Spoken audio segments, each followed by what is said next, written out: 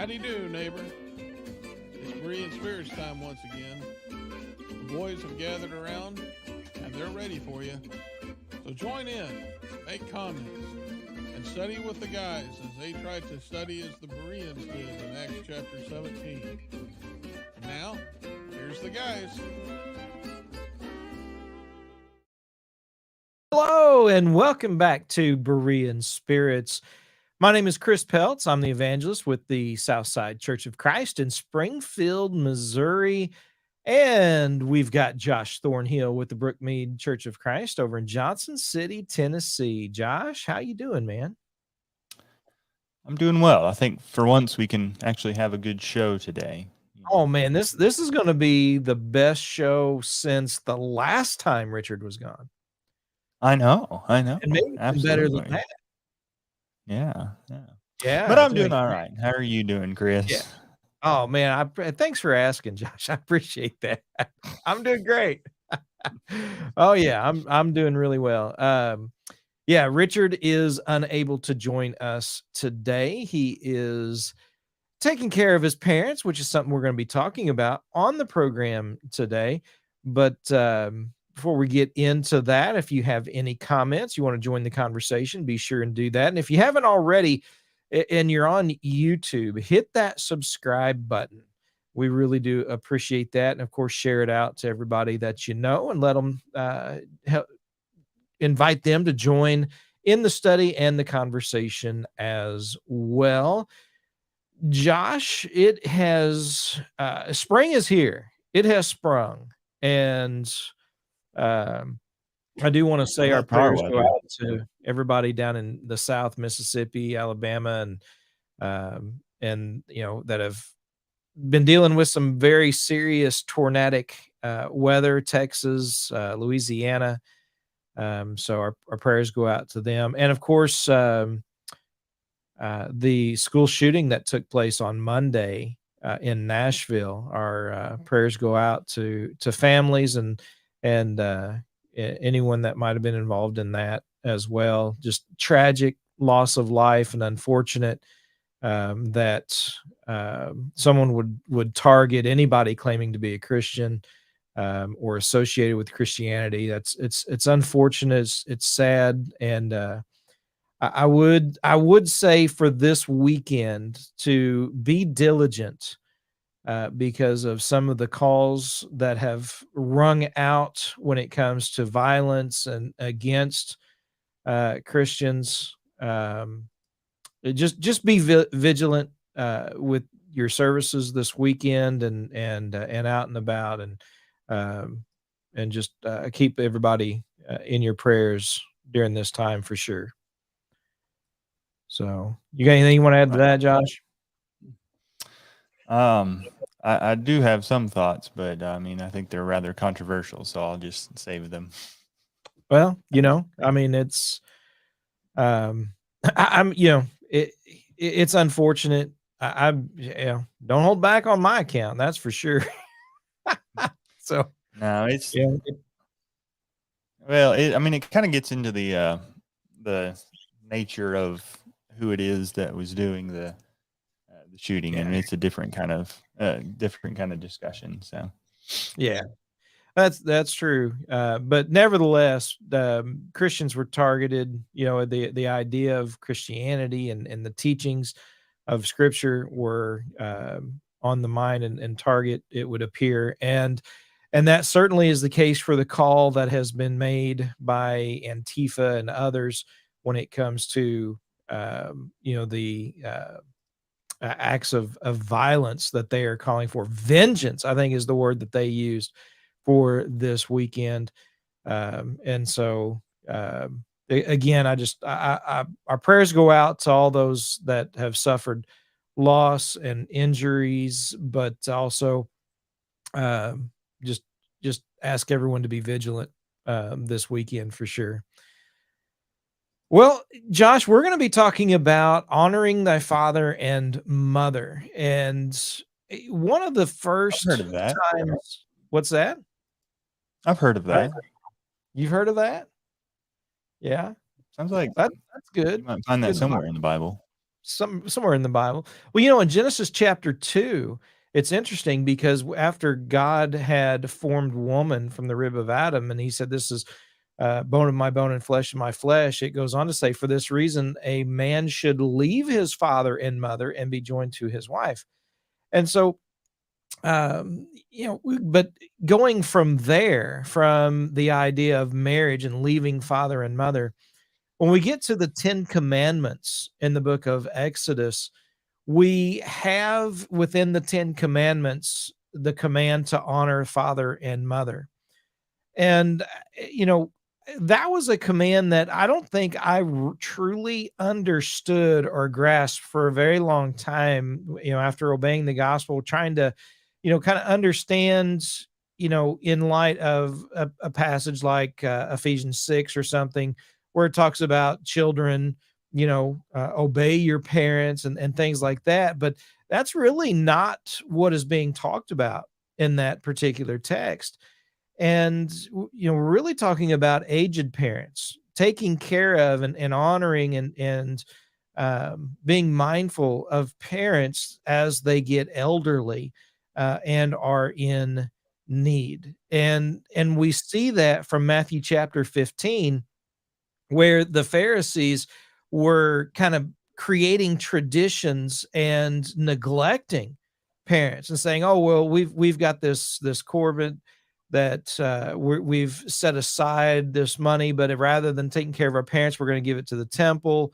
And so they were neglecting their parents and not honoring their mother and their father and mother.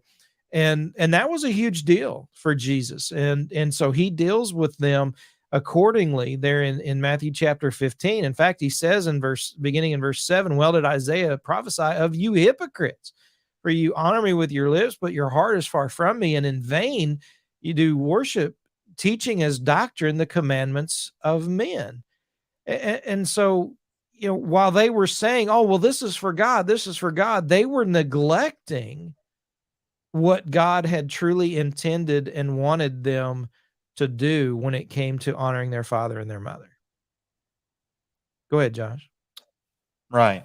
And I think it's interesting the way that Jesus says that you neglect the commandment of God because of your tradition. They had established their traditions that enabled them to set aside, in their minds at least, set aside the commandments of God. Obviously, this concept of honoring your father and mother would take us back to the 10 Commandments. I think you mentioned there in Genesis, but it's also part of the 10 Commandments. And as you read through the law, you get some picture as to what honoring your father and mother is going to look like. Into the next few chapters of Exodus and in Leviticus, you find, kind of the relationship a child is supposed to have with his parents. And I think, you bring up an interesting point. It doesn't just apply while the child is at home. It's not just, while you are under your parents' roof. Of course, you might say that in that day, people lived with their family longer. Like with Joseph, the children are grown and married, and they're still living with Jacob. But I think there's still that principle of, regardless of how old your parents might be, how old you are, you still have that obligation to honor your father and mother throughout the remainder of your life. So. Yeah. And that's the idea, that the idea of honor, right? Sometimes I think that is lost on us in our modern language, our modern day today, right? It's, we talk about giving honor. We're not talking about just giving an award and moving on. Oh, great job, you raised kids, and now, then just kind of forget about, and it's a memory that you post every year on Facebook. Oh, look what happened years ago. That's kind of what we think of oftentimes when we think about honoring something. And of course, that's not what's being talked about. We're talking about providing for, taking care of, and keeping in mind constantly the needs that are there, just as a parent does for their children. right? Just as a parent provides for and takes care of their children and raises them and makes sure they have everything that they need in order to live and survive and thrive, that's what we're talking about when it comes to honoring thy father and thy mother is as they get elderly and can no longer provide for or take care of themselves, doing that, right?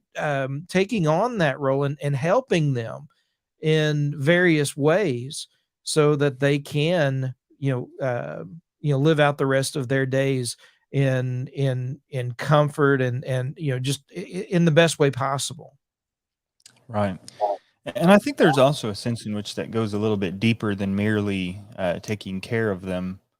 And I don't want to go too far into this, but you had brought up the school shooting the other day. A part of that was a repudiation of the shooter's upbringing. Her lifestyle was something that her parents didn't agree with, and a part of what she was doing was acting out against that. And that's a sense in which she was dishonoring her parents in that. Even though she didn't commit an act openly against them, it was dishonoring to her parents and what they believed and what they stood for. Now, I mean, obviously, there's a sense in which you have debate about whether your parents stand for what is right or what is wrong. But even if you might disagree, I still think that there's a sense in which you have to honor your parents and their views and beliefs and things that they have come to hold dear. And I know that can really get emotional in a lot of ways, but if your mother or grandmother or whoever believes that doing this, acting this way, whatever is wrong, then especially if I'm around them, I'm not going to partake in that. And that's a part of honoring them. And if it's truly wrong, then maybe you need to, change your life. But if it's just a difference of opinion, then while I'm around them, I'm going to honor their opinions. Yeah. On those things. Absolutely. But considering it, obviously the best situation is where everyone fulfills their role, right? A mother and a father fulfilled their role, faithfully, not only to God, but towards their child and raised them up. I mean, that's the ideal situation. But sometimes they don't do that. And it's interesting because this particular command isn't contingent upon that either. And that can be very difficult to a lot of folks don't want to talk about that. They don't want to, they want to bring in some contingencies and some they were terrible parents. They didn't do this or they didn't do that, or their belief system is completely wrong. There's still a responsibility for the physical well-being, just as they had for their child, that we should take upon as children of God, right? Because this is a commandment God has given us: honor thy father and thy mother, right? Not if they did certain things, but this is something that we're told that we are to do, and so it's something that we need to take very seriously. Absolutely. And as seriously as Jesus took that in Matthew 15, as we talked about, if we neglect that for whatever reason, Jesus will take that seriously, and we will be held accountable for that as well. Yeah. In fact, look at 1 Timothy chapter 5, because in 1 Timothy chapter 5, there in verse 8, for example, here is a situation where he's getting ready to talk about widows and widows indeed, and the church providing for certain widows and not for others. But in 1 Timothy chapter 5 and verse 8, he refers to taking care of your family, right, and helping them and providing for your family. that this is something you are supposed to do. In fact, what he says is, I think, rather chilling when you look at the latter part of that verse, because he says that those who do not provide for their own family, especially those of their own household, that they have denied the faith.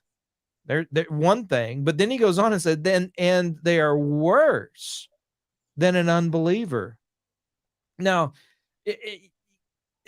I'm to grasp what he is saying. I mean, think about the fate of unbelievers. Think about what is going to happen for those who deny the faith ultimately, right? He has a place prepared for eternity for unbelievers and those who deny the faith. And in this particular text, he says that if you don't provide for your family, especially those of your own household, you are worse than an unbeliever. You know, God has demonstrated that he has anger, right? He was angry with Moses when he struck the rock in Numbers chapter 20, and says, because of your unbelief, you will not be able to enter into the promised land. You know, and here's a situation in the New Testament saying you're worse than an unbeliever if you're not going to provide for your own family, especially those of your own household. Yeah, and I think there, in the sense of being worse than an unbeliever, I don't think that's speaking to the fact that there's going to be various degrees of punishment. No, yeah, I don't believe that either. But but there's still, the sense in you're worse which, than that, you know. yeah, there's the sense in which this person knows better.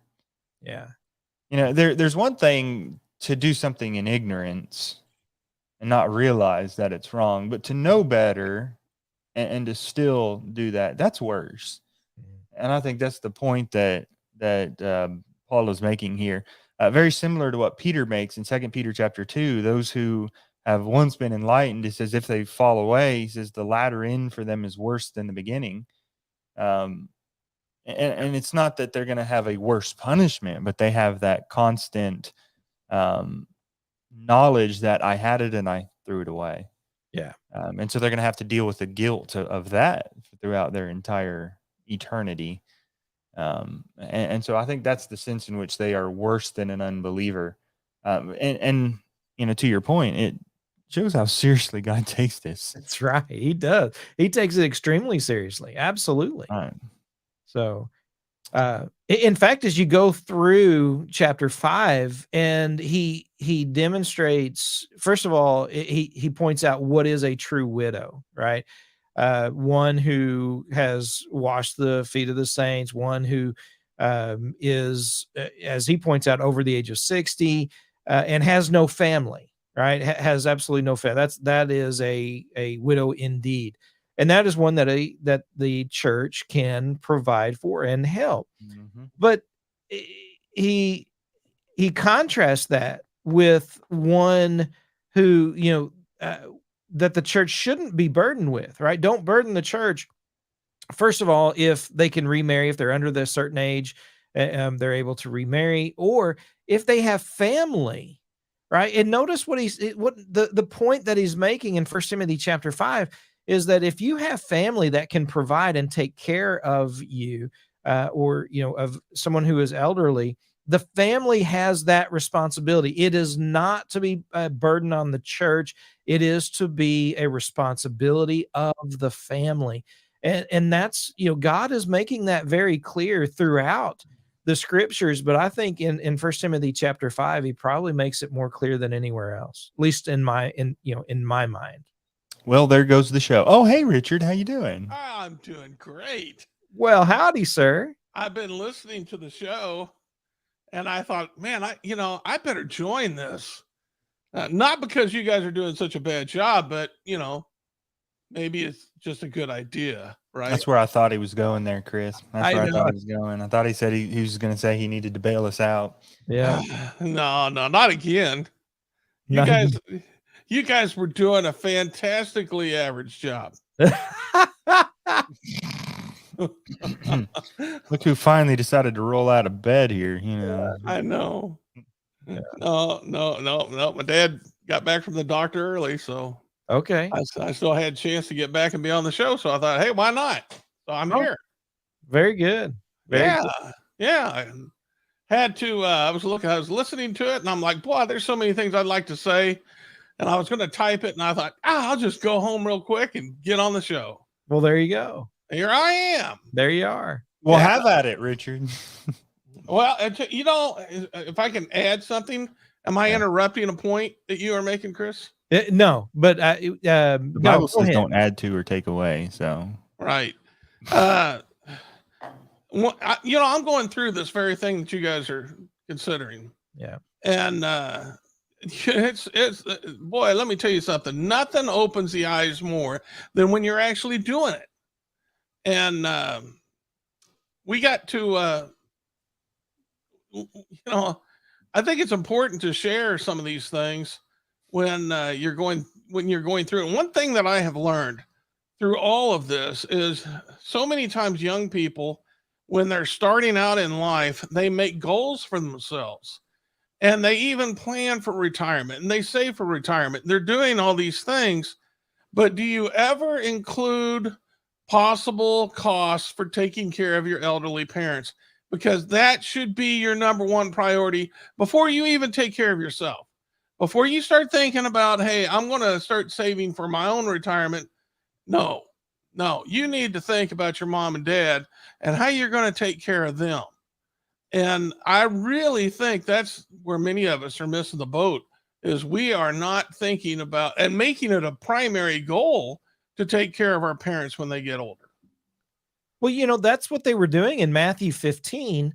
It points out, granted, they said, oh yeah, we did this, but we're not going to take care of our family. We're going to set it aside for the temple. Right.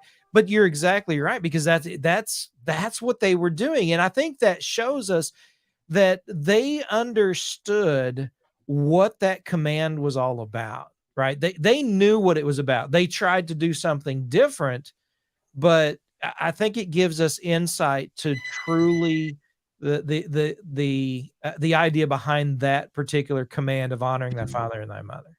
Yeah. It's definitely something that everybody needs to think more about. I mean, you need to consider, how are you going to take care of your parents when they get older, and start, saving for that. So instead of going out and buying a boat, instead of going out and buying a brand new car, man. Yeah, start putting money away for your elderly parents, because let me tell you something, you're going to need that. Now they may be saving and for their own retirement, and that's well said and good. But if you don't know about that, that's something you need to have a conversation with your parents about, because that's your responsibility, and you can't shirk that. Not before God. I heard Chris talking about how it's worse for an unbeliever who doesn't take care of his family than it is for an unbeliever. I may be misquoting that. Worse than an unbeliever. You are worse than an unbeliever. If you right. And I agree about the degrees of hell that you guys were talking about. But I think what he's trying to get at, and to me, the point is that unbelievers take care of their parents. Yeah. And you're not doing it. I mean, you guys are supposed to be believers and you're not doing it. This is horrible. Yeah. And so, yes, we need to quit focusing on, and we talk so much about the me generation. No. When you're in Christ, it's, Josh said it last week. This is the apron. We wear aprons every day. We get up and we put on an apron. How can I serve? And it's a built-in obligation for you to serve your parents when they get older. And so you need to remember that that's part of your responsibility, and you can't shirk that. You're going to have to take care of it. Now, my son, he likes to kid me, because I always ask him, I'm like, you're going to take care of me when I get older, right? And he's like, yeah. What does he call it? He goes, he's going to put me in a Shady Lake Estates or something, some bad place. Yeah. So, and I definitely want to talk about that, right? And so, but if there's some more thoughts before we get to that particular point, I do want to talk about this idea, this controversy, because there's a lot of people say you should never put your parents in a home. There are others that do put their parents in a home, and so I want to get to that. I definitely want to get to that, and clear up maybe, or give some people some things to consider and think about. But if there's something else before we get to that point, we can talk. No. You go right ahead. That's something we need to address. I think so too. But Josh, do you have anything before we get to that? Other than I found something interesting with 1 Timothy 16, but I don't know that it's necessarily pertinent to our discussion. 1 Timothy 5:16. Yes. What is it? Go ahead. Growing up, it was always if any believing man or woman has widows, because I was using the New King James. But if you look in the ESV and the New American Standard, it says if any believing woman has relatives, or if any woman who is a believer has dependent widows. So it specifically emphasizes the woman. So I'm trying to figure out, what the cause for that is. And I looked up the word, and it looks like it's just believer. Obviously, it would be in a feminine sense, but it just looks like it's believer. So, it shows the actual Greek, and it shows a woman who is pointing to the word believer. So I think it's just really talking about any believers who have widows. Yeah. Interesting. The Greek definitely uses words in a masculine or feminine sense in some cases. So some words definitely have those leanings or implications of male or female. And I think there would be cases where you would want to pay attention to that, but I don't feel like this is one of those cases where that makes a difference. Yeah. God's will is that we provide and take care of our family. Yeah, whether you're a woman or not. So I think that, and whether you're a believer or not, even at that, that's God's will for his creation as a whole. And I just want to throw in, now that's your earthly family. We are a spiritual family in Christ. And if I'm at church and there is a widow she doesn't have children, and she's destitute, then me as an individual, if I'm able, I should adopt her as my mother. And just the same way that took place on the cross when Jesus was going to be leaving his mother, he set up the two together. For the John, behold, yes, mother. That's right. And we need to have that kind of that's part of wearing your apron, right? We look to serve. And if there's somebody that needs to be serviced, then step up, take care of that sister. She's your eternal sister. Who's going to sit there and enjoy the fruits of their labor when they know there is an elderly eternal sister that's suffering? Then she needs somebody to watch out for her. Now, that's cruel. There was growing up in California, there was a couple, an elderly couple, and the man passed away. And so his wife, a widow, by herself, very, very frail. She was in her 80s, I believe, very frail, and really just could not take care of herself. And so what we did for a while is several of the members took turns going over to her house, and we would kind of fix her. She just had like little TV dinners and whatnot. So we'd help fix them for her, make sure she had her food, and make sure she was taken care of. And I think that was a good example of what God's people are intended to do as they care for their brothers and sisters who are in need. Absolutely, yeah, and I think that's exactly what 1 Timothy 5 is instructing. That the church can take care of that. The church can jump in and do that, but both as a congregation but even as Richard pointed out, eternal brothers and sisters in Christ, taking care of one another. That's what we are, called to do, and what we should do is pick up one another's burdens and do what we can to help especially when we have such a need as that. Absolutely. Can I clarify something? Yeah. Last week, Josh made the comment that some Christians go to church wearing an apron, some wear a bib, meaning that those who go to church wearing an apron are looking to serve. Those who wear a bib are looking to be served. And so that was when I brought up the apron. That was the saying that Josh had made that I was expounding on. I just wanted to, somebody might have heard that and thought, what's he talking about an apron for? And that's what I was meaning. I'll go ahead and interject my controversial statement. It's a different one than the one I began with, but in our as Americans, we're kind of raised, we're pride ourselves on this rugged individualism, and that I'll take care of myself. I don't need help from anybody. I don't need anyone else. I can go it alone. That's entirely unbiblical. We're not meant to be just spiritual loners, just off on our own, and I'll take care of myself and you take care of yourself. That's not the way God designed the church to be. We are a community. We are a family. We are to look out for one another. We're to care for one another. We're to help one another. And we need to rely on each other, and we need to allow others to rely on us. And that's the biblical pattern that you find of the church in the scriptures. And I think we have a lot of overcoming to do as far as our rugged Americanism is concerned. And I'm not entirely opposed to that. From a national standpoint, that's all well and good. But from a spiritual standpoint, we have to learn to overcome our culture to be the kind of people that God says we need to be. I want to interject something. I just want to share something that took place with my mom, and then Chris, we can get onto your point. I know you're trying to get it to, and we need to. He's itching over there. You should. We need to get to that point. But a couple of weeks ago, my mother lost her sister, and I was again having to stay with her when Dad went to the doctor, and my sister took him to the doctor, and I'm staying with my mother, and she was grieving, and she had told me, that she was having a problem. She didn't feel loved. And I got up and I gave her a big hug and I go, well, I love you. You know that, don't you? And she's like, yes, I do. And I go, a lot of people love you. And I go, you're just not thinking about it. Now she has suffered a couple of big strokes, so that kind of messes with her thinking. But about that same time, the doorbell rings.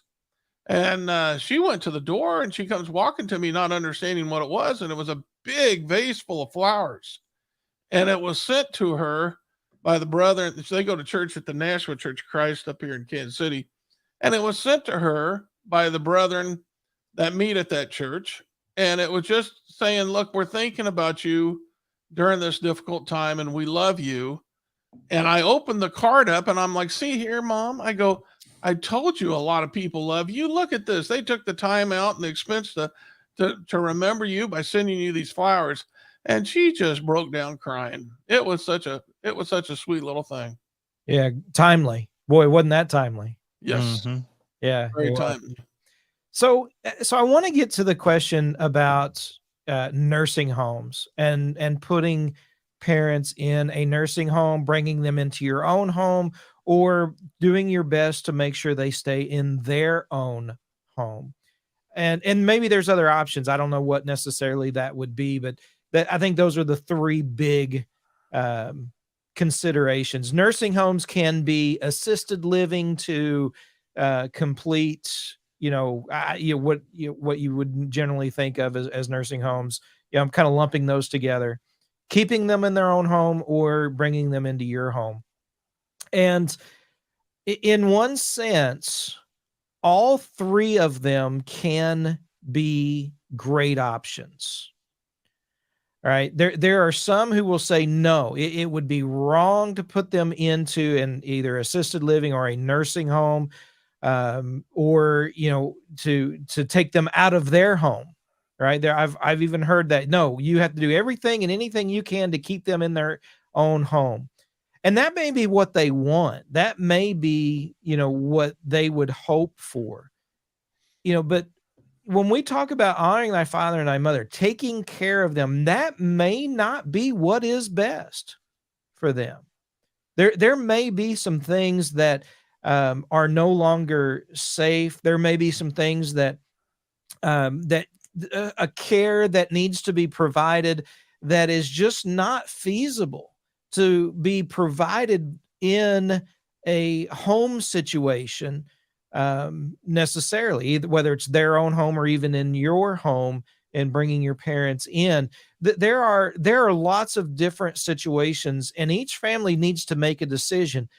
The problem gets into is what we think about when we think about nursing homes, and that is people stick their parents in those homes, and they then that's it, right? The parents feel like they've been abandoned, they've been neglected, and that their family, they doesn't come and see them. And that's where the problem lies. It's not that there isn't a right way to do it. It's just that there's a lot of folks that don't do it the right way. And it's not that there's a one answer fits all, right? And so those are a couple of things I thought we could talk about. Well, I agree wholeheartedly. I've done some work in the assisted living community, and I will tell you from my experience at the place where I was at, most of the people who are placed in assisted living are those who are just coming down with Alzheimer's. And it's really sad because what you described as people putting their parents into assisted living and just kind of dropping them off, that happens quite a bit. What they do is they sell the family farm, the estate, they sell the family farm, and they think, well, my parents not going to live that long anyway. And they put them in there. It's pretty expensive to have a parent in assisted living, at least 5,000-6,000 a month. And so you put them in there, and pretty soon they run out of money. I mean, it doesn't take long to run through that money, and then you got to figure out something to do with them. But yes, and now for some Alzheimer's, listen, that's a full-time job taking care of them. And really, the people who are at these assisted living centers are qualified. They have been trained on how to help them and deal with them. And in many of those cases, I think it's best that they're there. Do the people who live there, do they hate it? Yes. They want to go back to the family farm, but that's just not possible. And so, there are problems. There's going to be difficulties with that, but just because you place somebody in assisted living doesn't mean you don't care for them, because there were plenty of parents that had children who regularly come and visited with them and checked on them. So, sometimes that's just the best option, as you said, Chris, because that's what they need. Now, not always, but that's what they need. Yeah, absolutely. And there are those, my mom died at a very early age, right? She was in her early 50s when she died of cancer. And, my dad, he's buried two women now from cancer. And both of them, when they were, on their last month or weeks, he's like, we're getting them home. We're bringing them home, and they're going to die at home. That's something that obviously they would want. I think all of us would want that if at all possible. And that he was willing to do whatever it took to make sure that could happen. And that's what I think for those who love their parents, we want them to, to have that if possible, but it's just not always possible. It really isn't. There gets to be a point when not only safety, I mean, cost is always, everything costs money, right? But it gets to the point of, what is in the best interest for the, the most productive, or at least happiest life that they can possibly have, and trying to provide that for them. Yeah, they may not be happy in the decisions that you make, but hopefully, and what you would pray for is that they would realize that what you're doing is in their best interest, and that the biggest thing, is not neglecting them, not dropping them off and abandoning them. That is not what this is to be for. We still have a responsibility towards our parents. And I just want to add that, when it comes to other people's situations, you need to be careful before you start making judgments, because oftentimes you don't know all the details, and you don't know all the factors that went into the decision making. And so it's easy for you to sit here and say, well, you should have done this. Well, that's easy for you to say on the outside. But if you're not in there actually making the decisions and making doing the work that needs to be done, it's easy for you to have to say that. I know of a family or a woman. She was a widow, and she only had one son, and he lived about 30 minutes away from her.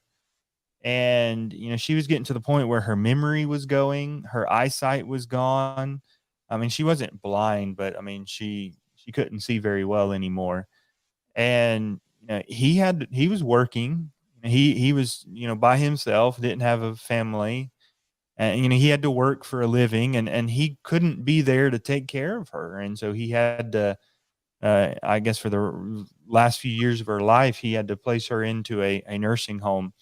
And I don't know all the decisions that went into that. I'm not saying I don't know what all led him to make that decision, but I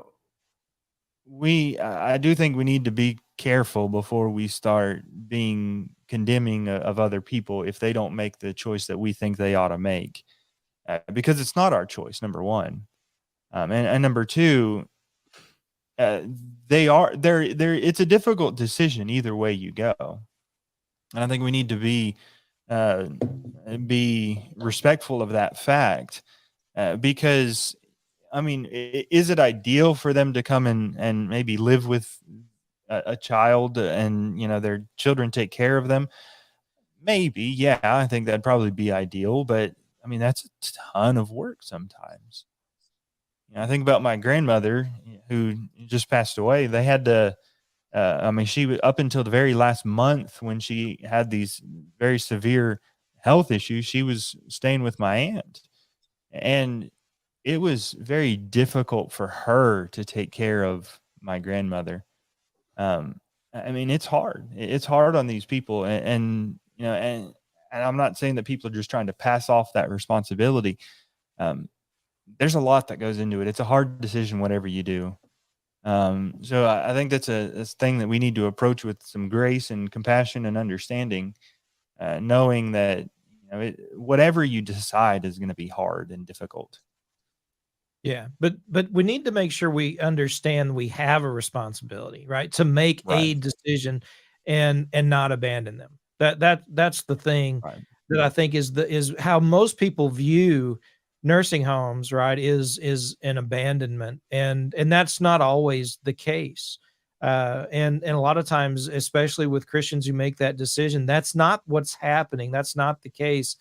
And you're right. We don't know what all's involved in all the ins and outs, but you think about having kids, right? That's a lot of work. There are some sacrifices that need to be made. And sometimes we think, well, now it's the parents that you're taking care of. And, well, I made sacrifices for my kids, but I'm not going to make the same sacrifices for my parents.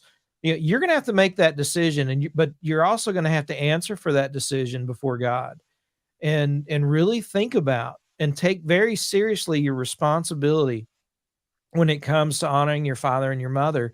And are you doing what's best for them or for you? Right. I guess that gets back to that apron comment that Richard made. A lot of times the decisions we make are selfish. And, the idea of honoring thy father and thy mother is selflessness. Just as they needed to be selfless in raising kids, we're to be selfless in taking care of our parents. Well, if you were lucky enough that they gave you a good name, Proverbs 22 says a good name is to be chosen rather than great riches. So, we understand how important a good name is. And so now you have a chance at the end of their life to carry that good name on by taking care of your parents. Because Josh may say that we shouldn't condemn people for the decisions they make. And that may be in certain things. I mean, it can be kind of difficult. But if you're neglecting your parents, that's going to be known of you. And that's going to hurt your good name. And guess who's watching? Your kids. What do you think they're probably going to do when you get older? They're going to neglect you.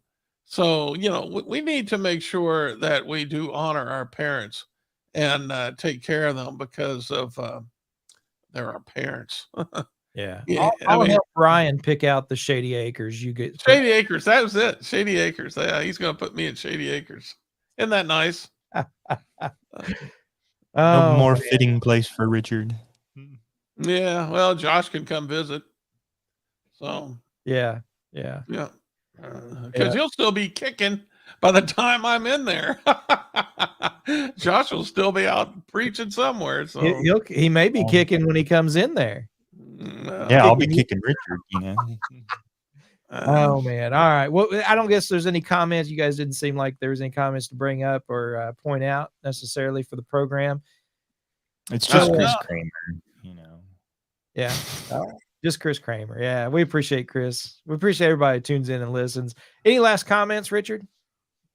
No, that's just I'll add this. I mean, Josh was talking about you don't know what goes into the decisions, and I was just thinking, sometimes those decisions are made not just by one person, but by his siblings too.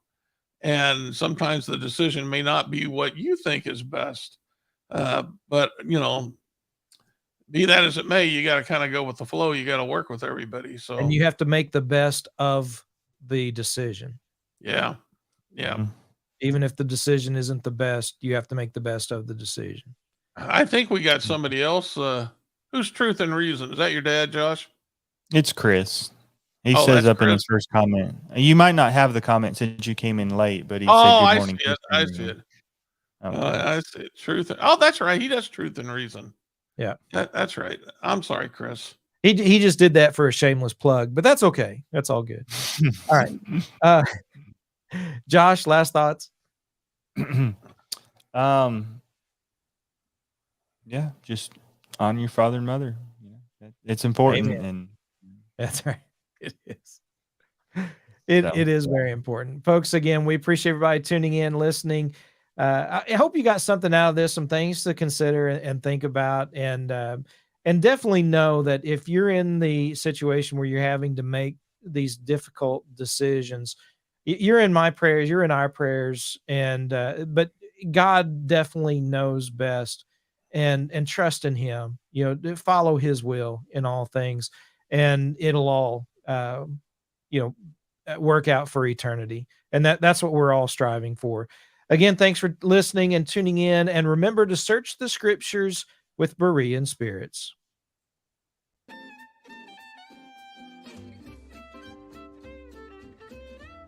Well, folks, that's all for today. Don't worry. Lord willing, the guys will be back next week for another Bible study on Berean spirits. Until then, let the guys hear from you. Drop them some email at bereanspirits@gmail.com. They'd love to hear from you. Until next time, let's keep studying that Bible.